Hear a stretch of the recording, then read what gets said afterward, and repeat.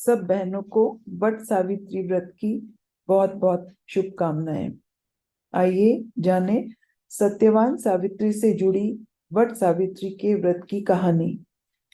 वट सावित्री व्रत ज्येष्ठ माह के अमावस्या तिथि को मनाया जाता है। इस दिन शनि भगवान का जन्म भी हुआ था।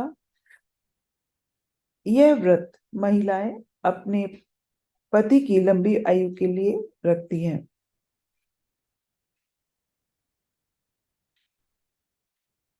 इस पूजा में वट वृक्ष की पूजा का खास महत्व है। इस दिन वट वृक्ष के नीचे बैठकर पूजा करने और सावित्री सत्यवान की कथा सुननी चाहिए और वृक्ष की परिक्रमा लगाकर कच्चा सूत बांधना चाहिए।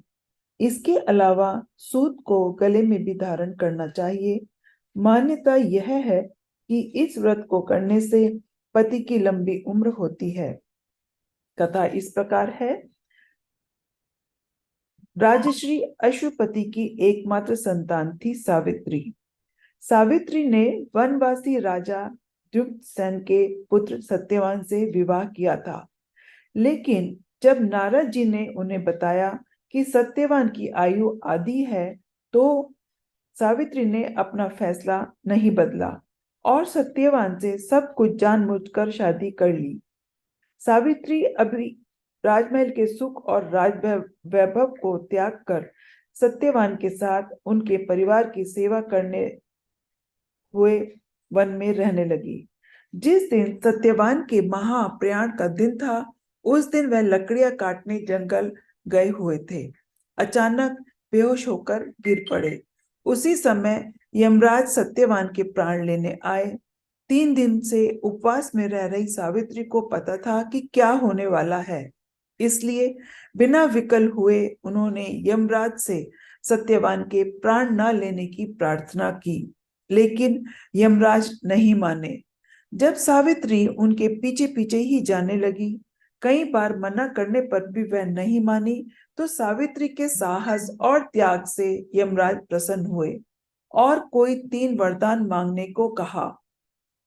सावित्री ने सत्यवान के दृष्टिहीन माता पिता के नेत्रों की ज्योति मांगी, उनका छीना हुआ राज्य मांगा और अपने 100 पुत्रों का वरदान मांगा।